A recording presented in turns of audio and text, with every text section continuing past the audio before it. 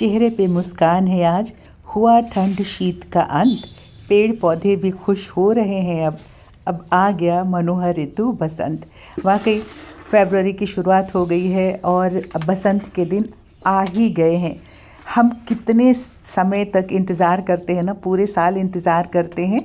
नवंबर के बाद कि बसंत के दिन आएंगे तो हमारे गार्डन में फूल खिलेंगे और हरियाली फिर से आएगी।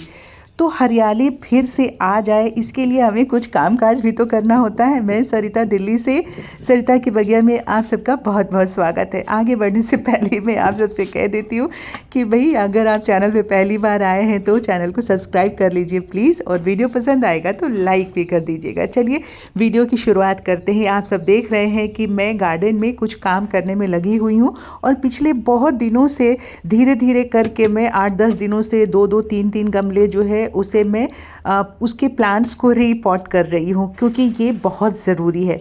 वैसे भी बसंत के दिनों में खाद वाद तो देना हम शुरू कर देते हैं और गर्मियों में आने वाले मौसम के फूल के पौधे भी लगाना शुरू कर देते हैं। पर पहले जो हमारे पास है उसे तो हम ठीक कर ले। देखिए ज़रा हमारा ये मनी प्लांट किस तरह से रूट बाउंडेड हो गया है। अब इसे शिफ्ट करना तो बनता ही है और ये बहुत पुराना प्लांट है। इसमें से कट कर के बहुत सारे प्लांट हमने तैयार कर लिए। ये मदर प्लांट है जो बड़े पत्तों वाला, बड़े लीफ वाला मनी प्लांट है। तो हमने कहा कि अब वक्त आ गया है कि इसे शिफ्ट कर दिया जाए। शिफ्ट करना बहुत मुश्किल नहीं है तो बहुत आसान भी नहीं है। इसमें थोड़ा सा एक ट्रिक लगाना होता है। उस ट्रिक के हिसाब से जो न्यू गार्डनर हैं शायद वो ना कर पाएँ, लेकिन हम लोगों को अब काम करते करते आदत सी पड़ गई है।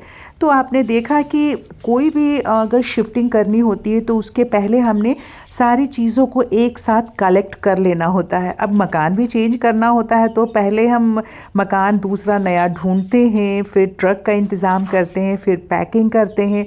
उसी तरीके से जब हमें रीपॉट करना होता है या पॉट को चेंज करना होता है तो हम एक सबसे पहले एक खूबसूरत से प्लांट की, जो जिस प्लांट में पौधा है उसे 2-3 इंच बड़ा हो ऐसा ढूंढते हैं।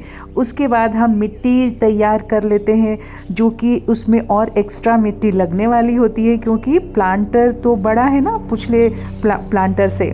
तो अब मैंने मिट्टी तैयार कर ली थी, जिसमें कि गार्डन की मिट्टी थी, हमारा वर्मी कंपोस्ट था, फंजीसाइड था, नीम खली थी और बोन मील था। ये सारा मिला करके, क्योंकि ये सारी चीज़ें इसमें, और एप्सम सॉल्ट भी मैंने 1 स्पून इसमें डाल दिया था, क्योंकि ये सारी चीज़ें मनी प्लांट को बहुत बहुत पसंद है और कैल्शियम तो चाहिए ही चाहिए इस मनी प्लांट को।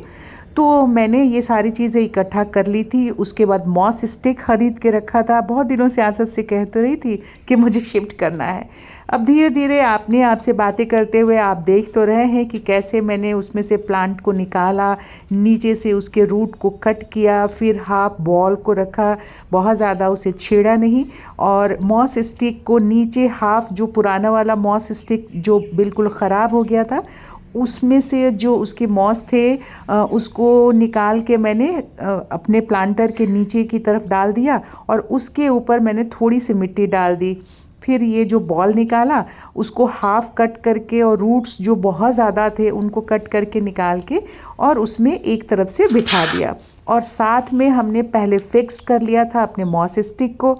अब इस तरह से मॉस स्टिक स्थिर हो गया था। मॉस स्टिक को ऊपर से बाद में नहीं लगाना चाहिए। जब भी आप मनी प्लांट या इस तरह से बेल वाले किसी प्लांट को रीपॉट करते हैं ना, तो मॉस स्टिक को अच्छे से बीच में दबा के लगा देना चाहिए, वरना वो बाद में हिलता रहता है और फिर थोड़ी सी भी हवा आए तो मॉस स्टिक गिर जाए तो प्लांट भी ख़राब हो जाता है। तो मैंने एकदम बिल्कुल रूट से ही मॉस स्टिक को नीचे दबा दिया था। अब इस तरह से करके मैंने तार लिया, देखा अपने तार से राउंड राउंड घुमा करके, और अब पूरे मॉस स्टिक पे मैंने इस अपने मनी प्लांट को लगा दिया है। आपसे बातें करते करते देखिए कितने अच्छे से लग गया, और एक एक करके मेरे जितने भी मॉन्स्टेरा के प्लांट है, मनी प्लांट है, सबको मैंने रीपॉट कर दिया है। अब एक बचा हुआ है उसे भी मैं कर दूंगी। पर देखिए कितनी हरियाली और कितना खूबसूरत ये पौधा हो गया। बस इसमें आप पानी डालते रहिए, और पानी मनी प्लांट में अगर मॉस स्टिक लगाया है तो मॉस स्टिक के ऊपर पानी डालना चाहिए और एप्सम सॉल्ट मिक्स करके पानी में और इसके ऊपर अच्छे से छिड़काव कर दीजिए। तो बस हो गया आज का काम। आप भी गार्डनिंग करते रहिए। Happy gardening.